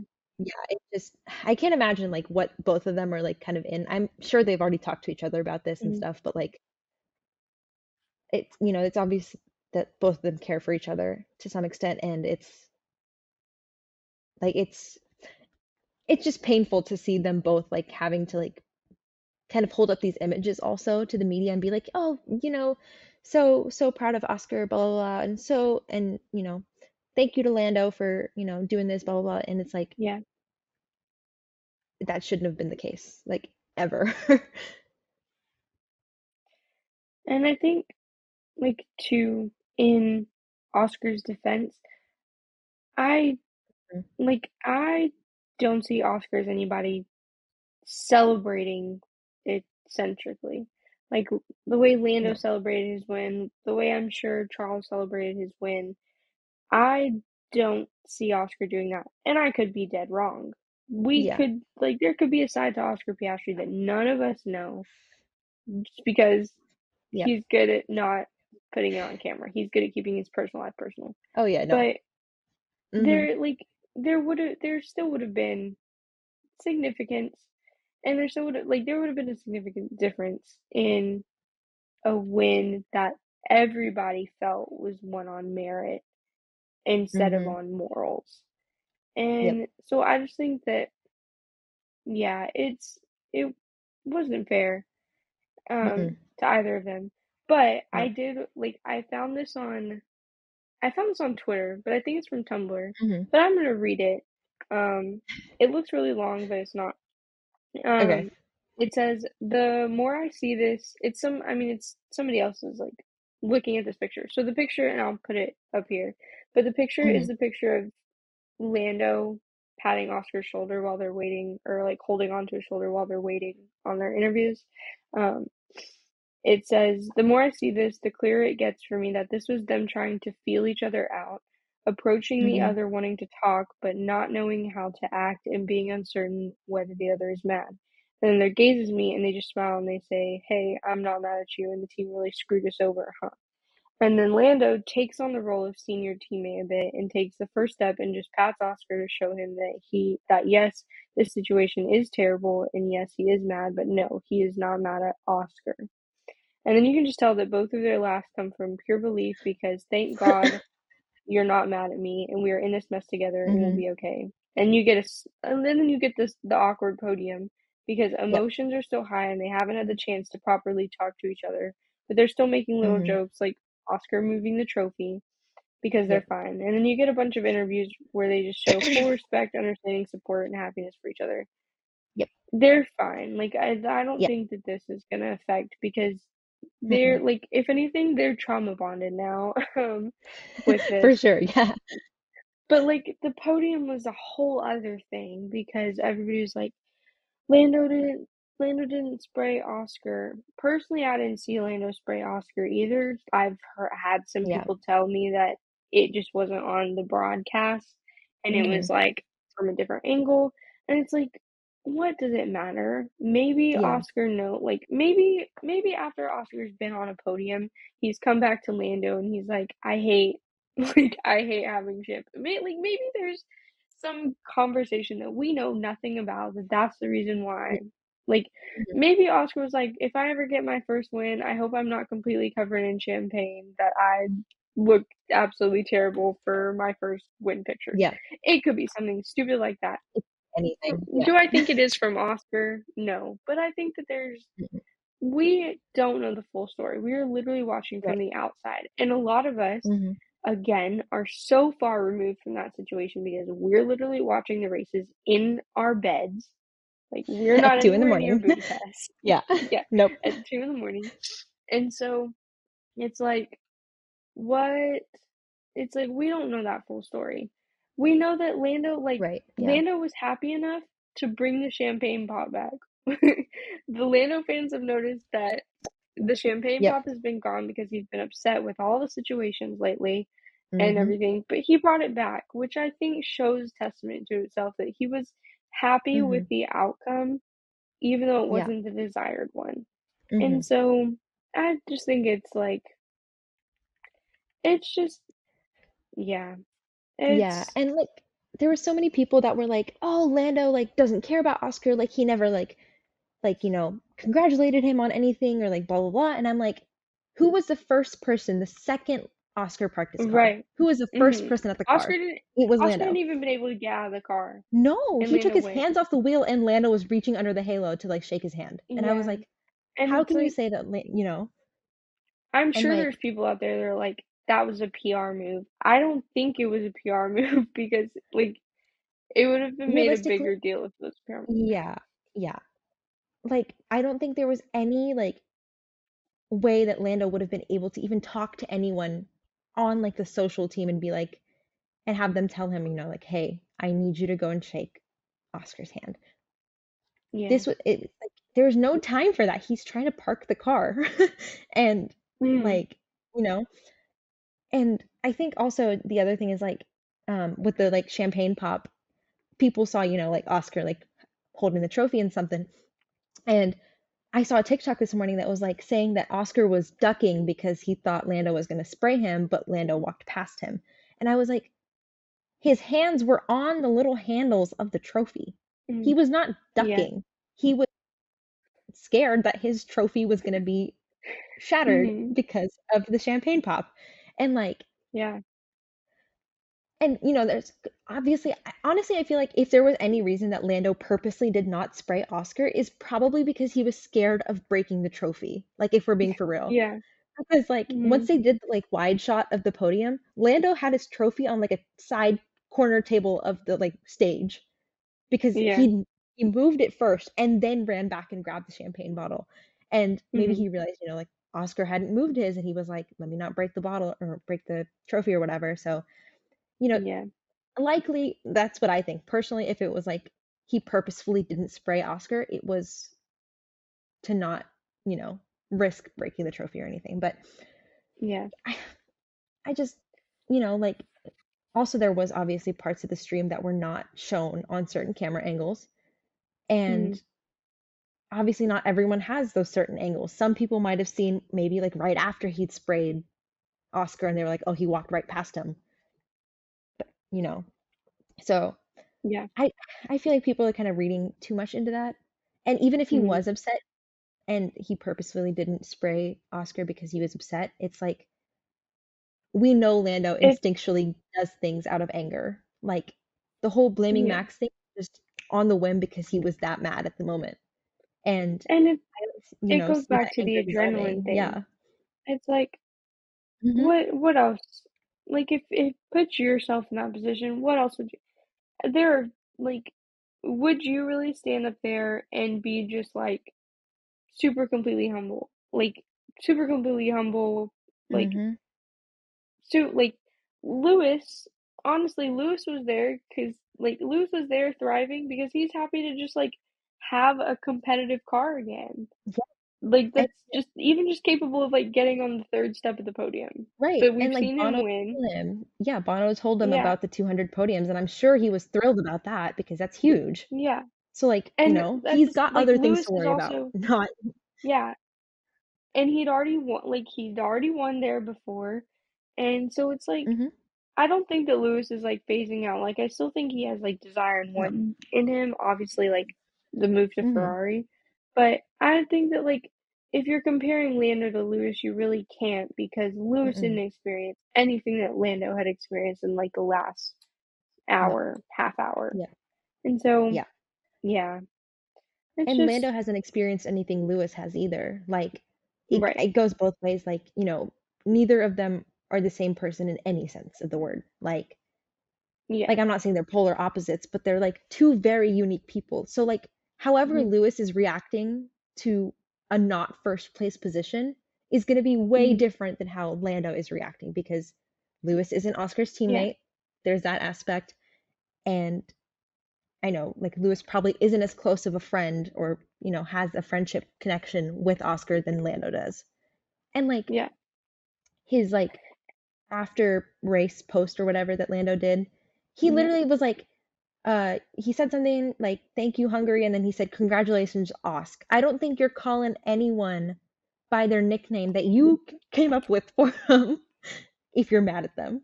Like, I'm not, if I get like mad at my sister, I'm not calling her by her nickname. It's full name. Like, Yeah. I just feel like that's just normal. So I feel like that I think you can kind of read into a little bit because that's just normal. Yeah. I feel like. And I think we also like compared to Lewis too, one, being compared to Lewis is ridiculous for hmm anybody, even Max. Oh yeah. For two, Lewis has how many years of experience on Lando? Like hmm Lewis has been here since the 2000s, Yep. like the early 2000s. And so it's like Lan- they're like Lando's been here for 6 years. There's hmm a significant like Lewis, but and like it helps too that Lewis has his his championship titles, and Right. so he's recognized that like this is a good thing. This is a good thing, but it's not hmm like it's super minute. It's like it whatever. This was I wouldn't call this minute, but Right. like you get what I'm saying. He recognizes that there's like hmm whatever else, and so but Yeah. yeah, and it's like Lando shouldn't be compared to Lewis in that situation because No. it's they like two completely different things are going on. Yeah. But all of this comes down to McLaren needing to get their act together hmm and recognizing I don't think they'd lose a driver this year, but No. recognizing that their team is going to fall apart if they don't establish some kind of something. Yep. If they don't want to claim the whole first driver, second driver, even hmm though they should, because it's very clear that everybody else has one. hmm If they don't want to establish that, they need to establish the boundaries of when they're going to be on Lando's side and when they're going to hmm be on Oscar's side. Yep. And Lando and Oscar have to mutually agree that once a side is called, the other just has to kind of be complacent or comply or Yeah. whatever. hmm And so it's just McLaren getting their act together. Yeah. But Yeah. I agree. And like even with like the way they handled like McLaren, not like Lando and Oscar, but like McLaren themselves, how they handled media.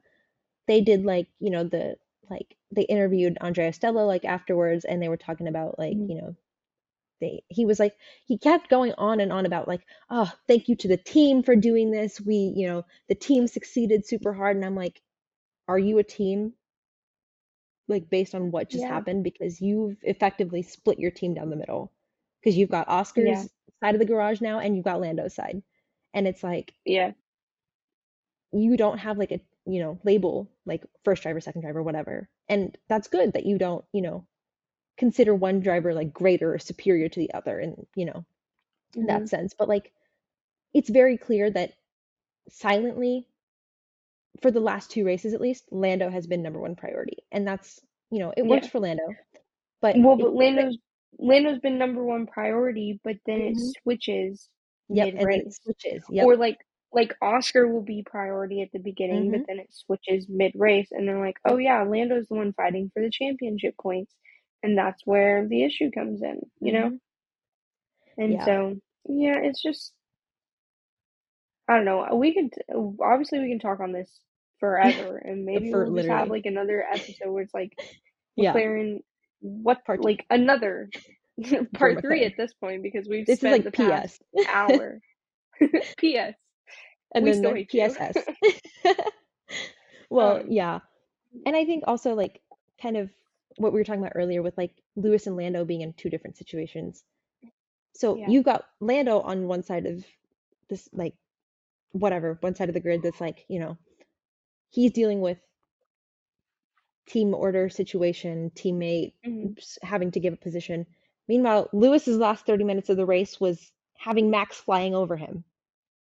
Yeah. And then he had to handle the media with Max. And then it was like the whole thing with like, Max was like apparently yapping away in the steward's room, like, bad mouthing Yeah. everyone or something. And I was like, Hmm.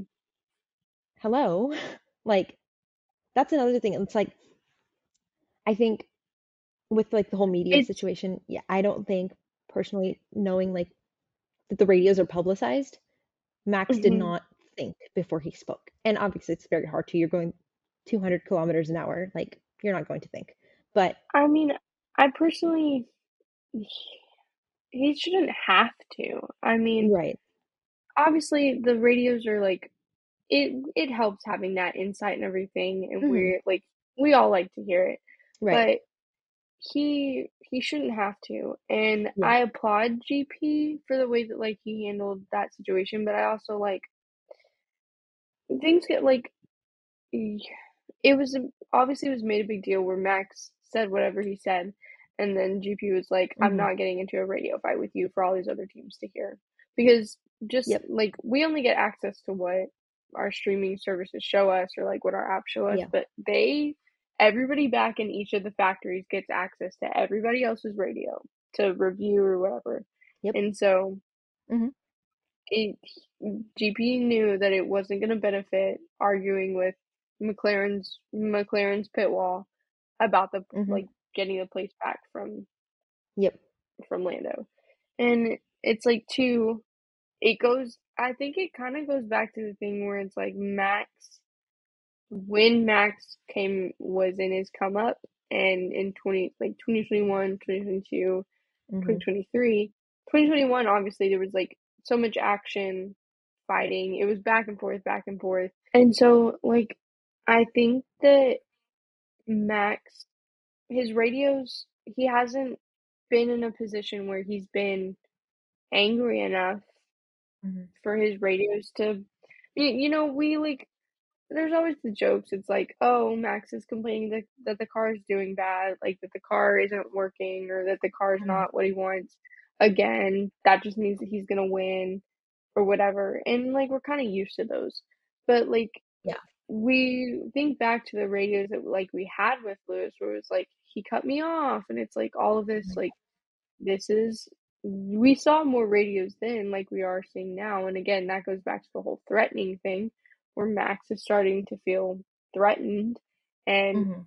that was obviously something that was obviously something because we saw another airborne Max Yeah, repeat, we did. um like just late breaking into the whatever turn that was, and he just Mhm. went airborne over Lewis's Mhm. car. And it's like, you know, Lewis handled that with such grace, calling it a racing incident when we all know whose fault it was.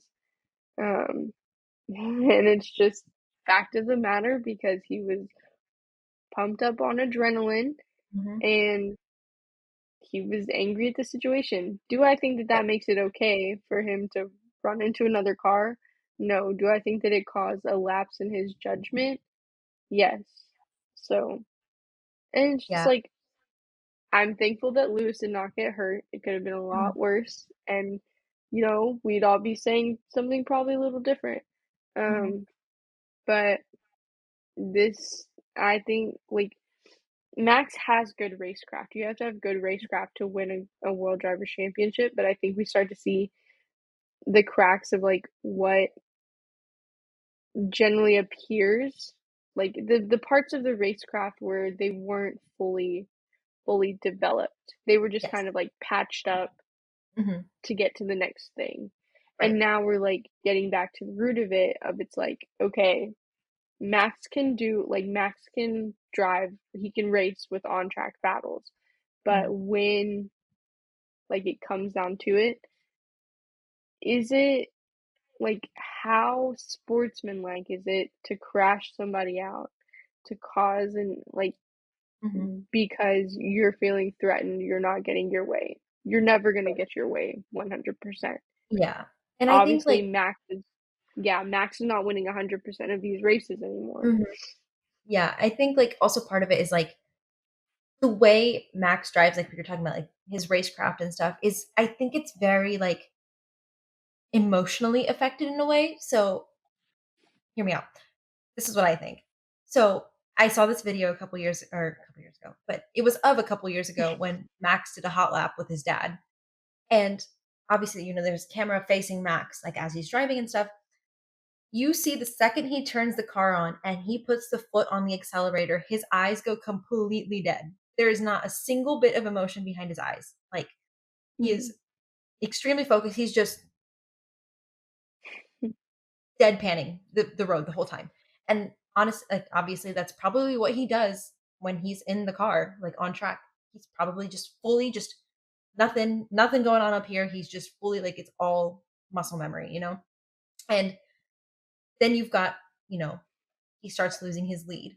And then, okay, here's like Yeah. a chip in like there's like a chip in that armor that he's got put up. And then it's like, okay, I just got, clipped or pushed off track by, Lando, another break in the thing. So I think by the end of the race, this like the emotional the emotionlessness that he has was definitely almost completely broken. And I think that's kind of like his way of like making sure that he doesn't drive on emotions, which I think is what happened at the end of that race. Is like Yeah. he was I think at that point he was, GP's in his ear being like, calm down, calm down. And obviously if you're angry, being told to calm down is not gonna make you calm down. Like Right. that's just it's like it feels like, you're being like judged or like patronized in a way. And I get that. And that's a normal reaction to being told to calm down when you're angry. And Yeah. like I think GP was saying like, like I'm not going to have a radio fight with you. It's childish. It's childish. Like I'm not going to do it. And Mm. I do think to some extent he was right in that sense because if the other teams had the grid radio open and they hear Max screaming at his engineer and they're going back and forth, they know that Max is more focused on trying to prove an argument to GP than he is on the race. And that's when, we can send a car in and go and overtake right there. So it was definitely also, I think, a strategic move on GP's part, which I think, at least in that sense, I think he was a little justified in being like, okay, Max, cut it off, like stop. Um, but yeah, otherwise, I think he had, every right to like kind of explode at that point because up until this, it's 70 laps. He's hot. He's tired. He's just running on pure nerves. Like, it's the middle of Yeah. the day for them over there. And it's like everything is just kind of adding up. And yeah, I think by the end of that race, that like kind of emotionlessness that he has when he drives was definitely fully cracked or like fully gone. And it became because I think it was like one of the last few turns too that happened.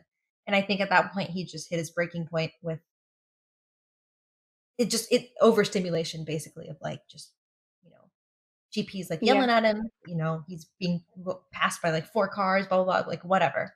Yeah. But no, I agree, like he shouldn't have to like filter what he says because in the end radios are not meant for public entertainment. They're there to add effect Yeah. to whoever's watching at home. And whoever's I think they also play them on the like streams when at the races when they're on the other side of the track and you can't see them. But the bottom line is public radio like broadcasts are for entertainment purposes, and the private ones, like there's a reason they pick and choose what lines they want. They know which ones will give them like the most dramatic Mhm. effect or whatever. So Yeah. like yeah, the bottom line is just the team radio is meant to communicate with your engineer and to communicate strategy and whatever. It's Mhm. not for like people to be like judging you based on, like, oh, he got all snippy at GP and was like telling him like shut the F up, blah, blah, blah, whatever. He can do that. Mhm. Like he's allowed to because it doesn't matter what like the public thinks of his radios in the end. Like Yeah. And like I think it goes back to the whole thing of if we think about what we know about how Max was raised, he mhm, wasn't allowed to lose. nope, Um he he was always told that he was like a good driver. It was like he was the best driver. And mhm, so when things would go wrong, it wouldn't make sense to blame himself first. It was yeah, always he did the best with what he could, even like mhm, whether it was the best car or whether like but then like that being said, the only best that was accepted was like first place. But yeah, the second if something went wrong and he didn't get first place, well, obviously like first it was like look at him, but if he drove a perfect race, then it's like it's gotta be the car. yep, And I think that like you see that like now where it's like we don't see Max make mistakes. no, It's very rare that we do. Like Hungary was the first in a while. yeah, Um, that like I've personally paid attention to that I consider like mistakes. Other mhm, people may be different, and so take that as you will. But like, yeah, yeah, Max, he resorts to blaming the car. The mhm, brakes or whatever, the tires are going so fast. It's like this car was never like, yeah, I've been complaining about it for weeks. And mhm. I think we see that. And then like yeah. And so it's, yeah, at some point, what are you going to do? I think GP needs a pay raise. Um, but Yeah. yeah. And He definitely knows the radio, I Max very agree. well. The Like he's got his radios brain aren't, down. yeah, the radios aren't meant for public entertainment. Um, they're offered as insight. Yep. If they didn't offer it, I wouldn't, you know, Mhm. because it's like that's part of if we don't know what's going on, that's what makes the race interesting. We're like, oh, why did they do that? And then we like Yeah. look into it and whatever. Mhm. But yeah, I Rebel this weekend has just been yeah, Checo, Mhm. like we said, Checo not looking like he's gonna keep his seat. Um, And it if gets worse he in Spa starts because Max takes that, what, 10th place grid penalty for the engine thing? I don't think that he's replaced his engine yet. Yeah, They okay. post the technical regulations or whatever, like the technical Uh-huh. report every weekend before the weekend start or like before Mhm. practice starts or whatever. And Max's hasn't been on there to get a penalty. So Yeah, because I remember like Crofty was saying like, oh yeah, Spa's when he's gonna be dropped 10 places, like this is when it's gonna happen. But like yeah, the way they I were saying think it made that it sound like he'd already made the fourth power unit change. And yeah. Well, I think yeah, it would have been he would have had to go on to his fifth. okay. Yeah, he's only allowed four, and he would have had to go on to his fifth. But I think that they've Mhm. just kind of been, and there might be the issue is that they've had to Yep. revert to repairing old power units that they've obviously replaced for a reason. And it's like Mhm. this is a side of like Formula One that I like to listen to and learn about, but ultimately I have nothing, I know very little Yeah, about it because this is yeah, like the super technical engineering type side, and it's like that's not I pay attention to it in terms of knowing aerodynamics and how the car's yeah. going to get more or less downforce and Mhm. more or less top speed or whatever. But as far as like all the super technical stuff, I don't know. So it could just like this could be a result of having to use one of the previous power units and not being able to get a new one and not being willing to sacrifice that. And so, will they ever be willing to sacrifice it? We don't know. Probably not, considering Max. Like, we don't know what's going to happen if Max were to drop P10 and how the race is going to go, whatever that race is, and him not be able to get back into the lead. Yeah, And so, and I mean, Max yeah, has been able to fight from those deeper field positions for points at least. yeah, And so, I mean, if, he drops 10 places from whatever he qualifies in, like, I could see him ending up in points. Like, I don't think they'd be worried about him not being able to pass people or, like, being blocked and, like, heavily defended and whatever. Because, I mean, like, realistically, it's like, it's very hard to defend against him because he's very, like, he teeters kind of on that line of, like, the penalty situation. Because the whole thing with Austria was, like, it looked like he was, like, moving under braking, yeah, but he was, like, very close to not doing that, I think, also at the same time. So it was like, no one truly mhm, knows what he's doing, and it's very hard to make a decision investigation-wise if that needs to be penalized. Um, yeah, so yeah, I don't think they're like, if he were to, of course, drop the 10 places, like, I don't think they'd be super worried about it. But, mhm, with the cost cap and everything, that's another power unit that you're adding to your bill. And Max is very vocal when it comes to telling everyone on the pit wall. At least he's like, hey, the car sucks right now, this is what's happening. Like, it's bouncing, like, I'm getting a headache from the bouncing, like what he was saying in Monaco, I think. um and he's very, like, open about how the car feels at the moment. He's not going to be like, oh yeah, it's fine, whatever, huh? Like, he'll tell it how it is. So yeah, I'm like, if now what if they switch out the power unit for a new one and the car is even worse? Like, it's mhm, just all gone to moot. Like, it's no point at that point. So yeah, I mean, yeah, Red Bull is definitely between, like, a rock and a hard place right now. So mhm, we'll see how yeah, Spa goes. Yeah, yeah. We'll have a. I feel like we're both about to hit a wall. I think so. Yeah, it's As it currently so we've been 1:30 in the like morning. talking. Yeah, we have been on this for like at least an hour, Yep. 2 hours Yep.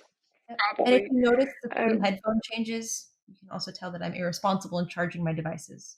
Um, yeah, and so there will be random jump cuts in here, and so yep. because we've had some technical difficulty stuff. Yeah. Um, but yeah, if you're listening to this, likely you've already listened to our Hungarian preview. So they're coming out back to back because, again, one of these days, Spotify will not decide to be an app.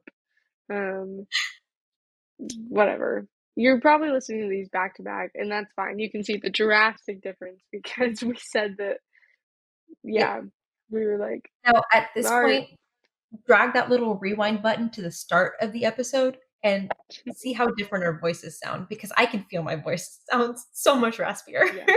yeah, yeah. Um, and so, yeah, we'll be back with a spa preview. Hopefully nothing too crazy happens this week. I don't know how much more I can take. We're going Really into hope. the 3-week break Mhm. after this coming weekend, and so it'll be good. We'll still have podcast episodes. We'll find something to do. Maybe Yeah. we'll figure it out. I can switch to indie for like a week, Yeah. just close enough. Uh-huh.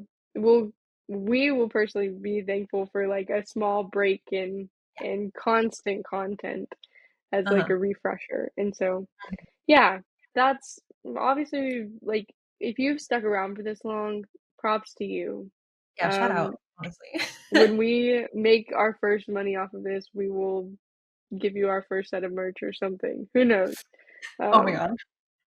we're When committing is to our things. next When we interview Nicholas Solov on this podcast, you will be the ones to submit the questions. Congratulations. Um, God, I'm, like, actually manifesting. Like, I need him to be on this podcast, dude. Like, I just wanna, like, know what goes on in his head, honestly. yeah. He intrigues me What's it in that. like to have Fernando Alonso as your manager? What's it like to, have Did pick me and Fernando follow me Alonso sign around? off on that TikTok? Yeah. Did you send it to him, and did it get approved? Definitely did. He definitely did. Because, like, this morning, like, after, I guess, yesterday morning, Fernando posted on his story, like, the photo of him, like, winning the race, and I was like, "Oh my Yeah. god." This is so funny. This just Yeah. it cracks me up when he acknowledges him.